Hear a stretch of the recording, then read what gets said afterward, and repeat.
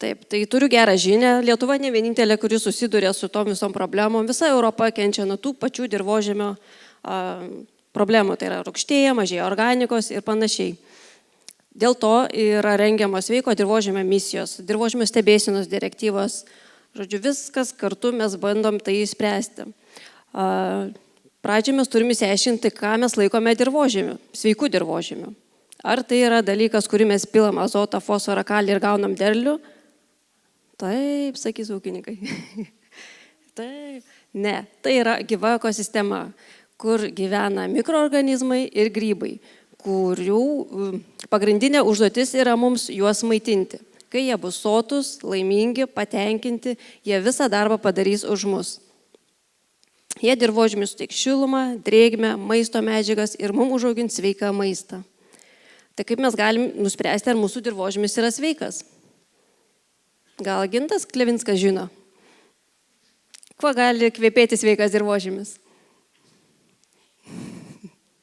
Mišku, visi garsiai atsako. Arba duona. Mes taip pat žiūrim sliekų skaičių, kaip infiltruojasi vanduo, ar susidaro pluta, kokia struktūra, ar ne. Bet jeigu mes visą tai tingim daryti, mes imam dirvožemio ėminius ir vežam į laboratoriją.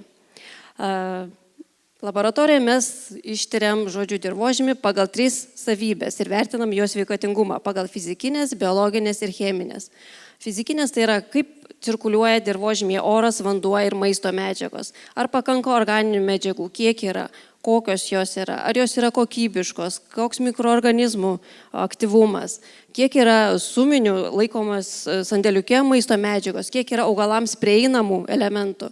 Ir svarbiausias dalykas, kas yra jau pamirštas sorbcinis kompleksas, ką jau šnekėjo ir Jonas.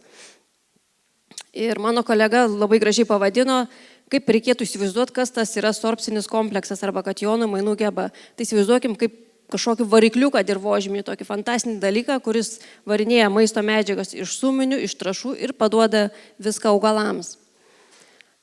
Ir mano šiandien pagrindinė žinutė yra tokia, kad negalima dirvožemę vertinti pagal vieną savybę, pavyzdžiui, pagal fosforą arba pagal azotą, kur išsitiria žmonės. Tai yra visa gyva ekosistema, kur turėtų veikti viskas vieningai ir turėtume vertinti visas savybės kartu. Toks turėtų požiūris būti holistinis, ar ne? Vertinant fizikinės savybės įvertinama granulometrinė sudėtis. Ar tai yra smėlis, ar tai yra molis ir mes iš karto žinome jo prigimtinės savybės, su kokiamis problemomis arba iššūkiais mes susidursime. Dirvožemės tankis nulėmė, kaip cirkuliuoja maisto medžiagos, struktūrą, vertinam pagal kalcio ir magnio santykį. Mano žinutė taip pat tokia, kad svarbiausias dalykas dirvožemėje žiūrėti kalcio kiekį, sorbciniam kompleksui ypatingai. Jeigu jo nebus, jo vieta, kaip ir visada, geros vietos tuščios nebūna, jo vietą užima blogiečiai.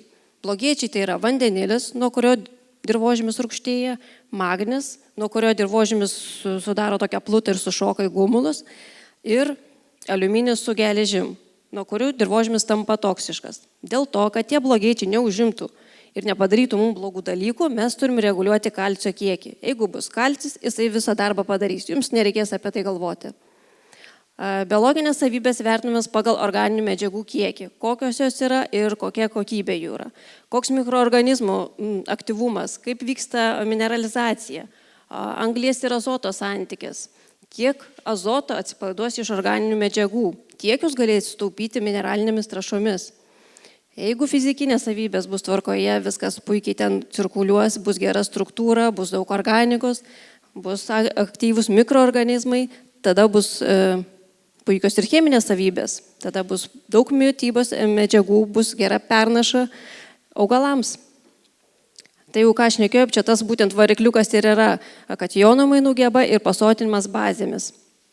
Nuo jų būtent ir priklauso, kaip augalai maitinsis, kaip iš suminių arba iš jūsų trąšų bus perdodama augalams. Čia gal ir prastokai matosi, bet esmė tokia, ką jums reikia žinoti, kad kuo aukštesnė kationų mainų geba, kuo daugiau prisotintas dirvožemis kalciu, magniu ir kaliu, tuo yra derlingesnis ir tuo viskas yra labai gerai. Tai kaip tai pagerinti tą dirvožemio sveikatą? Mes viską tą žinome, tiesiog pasikartosime. Tai yra sėjomainos su pupiniais, nuo kurių priklauso ir struktūra, ir azotas, ir organika, ir sorpcinis kompleksas, tarpiniai pasėliai, aišku, beriminė žemdirbystė, organikos naudojimas, sėjomaina. Visi yra apie tą patį organika. Visa tai jums spręs visas problemas. Ir struktūrą, ir sorpcinio komplekso pagerins, ir CN santyki, ir mikroorganizmų aktyvumą palaikys. Ir aš matau jūsų akis, kurios klausia manęs, tai Kristina, kurgi mes galim pasidaryti šitą tyrimą? Pas mus konsultavimo tarnybai. Mūsų konsultantai vertins jūsų lauką, nes tokio paties lauko nėra, visi yra skirtingi. Ir teisingas ėminių paėmimas tai yra 70% sėkmės tyrimų. Kitus 30 lemia laboratorijos vedėja. Taip, tai mūsų konsultantai vertins, parinks teisingus ėminius, atvažiuos su šiuo keturračiu, paims, ištirsim ir pateiksim šitą išsame ataskaitą, kurioje kiekvienas rodiklis bus aprašytas, įvertintas ir teikta tik jums skirta rekomendacija, kaip pagerinti jūsų dirvožemį. Visų pirma, dažnai būna taip, kad, sako, pilu to fosforo, kaip jo nėra, taip nėra. Taip, nes jūs turite atrasti, dėl ko jisai išsiplauna, išspręsti šitą problemą, susitvarkyti, kad jis būtų sveikas ir tik tada galvoti apie tręšimą. Tai tos rekomendacijos ir padės jums pagerinti, susitvarkyti, kad jis būtų sveikas ir galim net nereikia tręšti to fosforo. Čia vaizdžiai norėjau parodyti, kaip atrodo, kiek jūs gaunate žinių iš pagrindinio tyrimų, kur tyrėte judriuosius fosforą, kalį, humusą ir pH. Jūs tik sužinote, ar jūsų dirvožemis rūgštus ar šarminis, bet jūs nežinot, kiek yra kalcio, kiek yra magnio, koks sorpcinis kompleksas, kiek organikos, kokie einai, kaip mikroorganizmų aktyvumas veikia. Taip pat, kiek yra suminių elementų, koks yra dirvožemio jūsų potencialas, kiek gali atsipalaiduoti. Taigi, kaip minėjau, jums bus teikiamos rekomendacijos mitybos medžiagų poreikiui, kiek reikia organinių medžiagų kas metus papildyti, nes mes žinome, kad organika mineralizuojasi, jos mes netenkam kas metus, dėl to būtina kiekvienais metais įnešti. Tai jums bus konkretus skaičius, kiek jūs turite įnešti. Koks jūsų kalcio ir magnio santykis, kiek jums kalcio trūksta, jeigu trūksta. Ir pailiustruosiu, kaip maždaug atrodo tas vertinimas ir kaip mes kokias rekomendacijas teikiame. Tai buvo tirtas rišlaus smėlio dirvožemis, kuriame kaip ir viskas tvarkoje, išskyrus tai, kad buvo prastos struktūros, žemos kationų mainų gebos ir žemas CN santykis. Bet mikrobiologinis aktyvumas yra aukštas. Dėl to rekomendacija būtinai įterpti organikos. Organika sutvarkys jums CN santykį, palaikys mikroorganizmo aktyvumą, pagerins struktūrą ir padidins kationų mainų gebą. Taip pat susitvarkyti kalcio magnio santykį. Kitu atveju taip pat buvo žema kationų mainų geba, mažai organinės medžiagos, tuo pačiu mažai mitybos medžiagų. Noriu atkreipti dėmesį, kad pH buvo neutralus, kaip matote, bet išsinagrinėjus paaiškėjo, kad pH lėmė ne kalcis, o magnis. O kadangi magnio bus daug, tai faktas, kad jūsų dirvožemis susidurs su tokio tankėjimo, plutos sudarimo problema. Dėl to jums reikia padidinti kalcio kiekį. Ir paskutinis buvo priemolio dirvožemis, kuriame buvo žemas CN santykis ir to pasiekoje sumažėjo mikrobiologinis aktyvumas. Tam, kad jį padidinti, būtinai reikia organikos. Organika. Tai vienintelis būdas, kaip pagerinti ir pamaitinti dirvožemį. Kitos išeities nėra. Tai jeigu jūsų dirvožemis bus sveikas, jūs susitvarkysite, tai pagerinsite savo ūkio visą našumą.